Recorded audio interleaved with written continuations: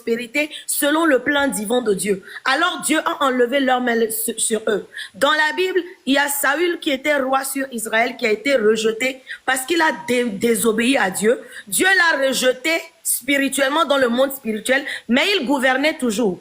Il régnait toujours. Pendant ce temps, Dieu a permis qu'on donne l'onction à David pour le remplacer. Et ça a pris quelque temps avant que David ne remplace Saül. Mais Dieu l'avait déjà rejeté. Peuple togolais, les gouvernants, ceux qui sont à la tête de ce pays sont rejetés de Dieu. Alors si vous attendez que Dieu va venir ouvrir les cieux, si vous attendez que Dieu va encore faire un miracle pour vous délivrer, alors sachez que l'heure a changé. Si on a fait ça jusqu'en mai 2025, sachez qu'à partir de juin 2025, là, ça a expiré. Il faut se lever. Oui, les petits frères vont tomber, les gens vont être blessés, les gens vont mourir. Quand je prends l'exemple des États-Unis, j'ai vu du sang couler avant de décrocher l'indépendance. Ces nations se sont battues. Ils ont même chassé les autochtones de cette nation. C'est par la force qu'on obtient la liberté qui n'était pas donnée de droit. Et actuellement, là où nous sommes, nous avons voulu marcher pacifiquement et ça n'a pas marché. Et nous tous nous sommes rendus compte que ça n'a pas marché. S'il faut que nous allions chercher des miliciens aussi au Nigeria, nous allons aller les chercher. S'il faut que nous allions chercher des armes et des outils, nous allons le faire. J'ai dit à mes abonnés aujourd'hui, les femmes, séduisez leurs agents de sécurité, séduisez ces policiers. Les filles, allez rentrer dans leur bureau, opération dépouillement. Séduisez leurs agents de sécurité, leurs chauffeurs, leurs gardiens. Rentrez, pénétrez leur maison et dépouillez-les. Faites tout ce que vous pouvez. À l'heure actuelle, on ne peut plus être gentil. À l'heure actuelle, on ne peut plus se taire et dire, le Seigneur va le faire. Tous ceux qui n'ont pas parlé, tous ceux qui ne se battent pas, tous ceux qui n'encouragent pas la marche. Et puis vous venez maintenant pleurer qu'on a tué quelqu'un de 14 ans, un enfant est mort dans la lagune, vous mettez les drapeaux avec des pleurs. Ce n'est plus le moment. Ce n'est plus le moment de venir pleurer pour dire Seigneur, aie pitié du Togo. Seigneur, on a besoin de toi. Non, le Seigneur vous donne la force de vous lever. Dieu vous demande de vous lever, d'imposer votre volonté. La voix du peuple, c'est la voix de Dieu.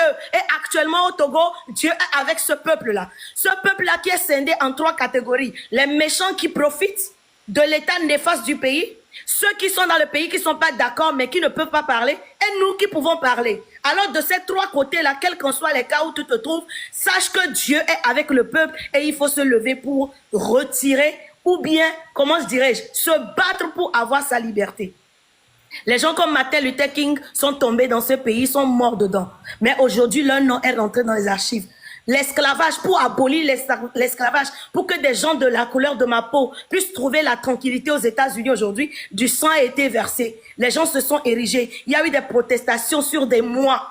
Alors ne pensez pas qu'en 3 jours, nous allons avoir une victoire et vous voulez vous moquer ou bien vous voulez déterminer la victoire pendant, on a marché 3 jours, ça n'a pas marché, eh bien on va changer de stratégie. On a marché 3 jours, ça n'a pas marché, eh bien on va trouver d'autres solutions.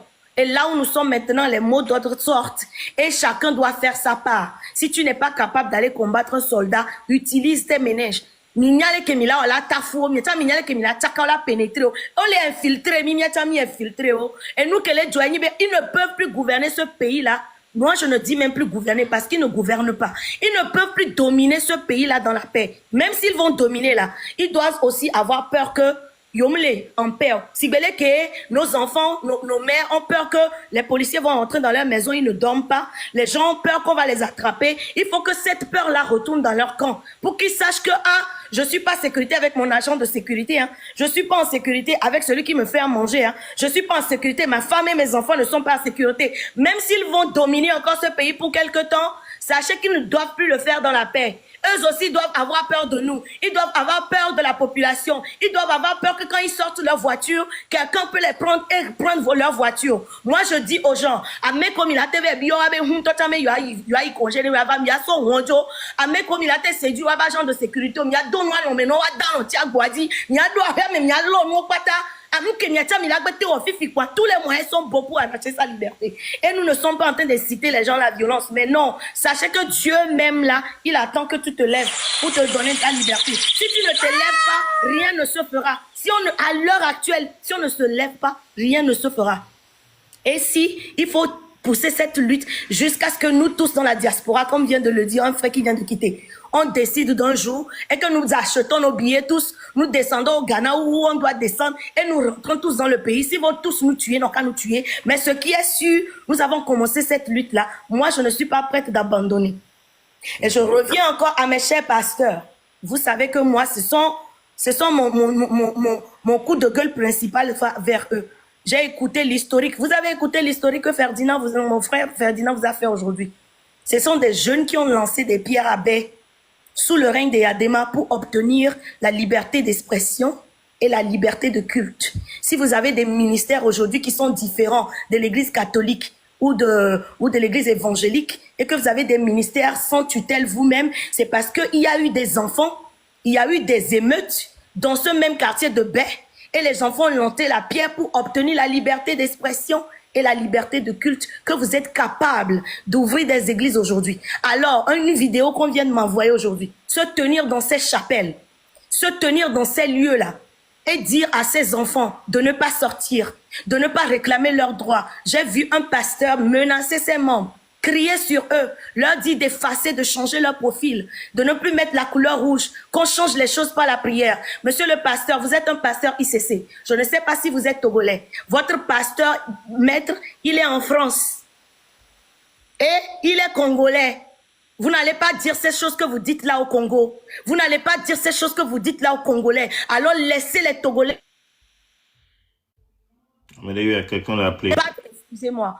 Laissez les Togolais se battre pour leur pays et ne menacez plus aucun Togolais. Mais en fait, je viens parler à mes frères. C'est vous qui vous laissez menacer. C'est vous qui vous laissez dominer encore. Dépeuplez-moi ces lieux-là.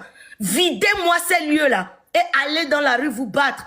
Allez truquer ce que vous pouvez truquer. Et moi, je le dis, la diaspora, continuez de contribuer. S'il faut qu'on aille payer des gens qui vont aussi venir frapper les miliciens en notre place, c'est ce qu'on fera. Actuellement, Dieu n'est plus dans la gentillesse. Nos pères ont été gentils, se sont tus, avec une éducation qui permet la domination. Mais nous, on ne doit pas se taire. Sinon, ce Togo-là va rester comme ça. Je disais aux gens aujourd'hui,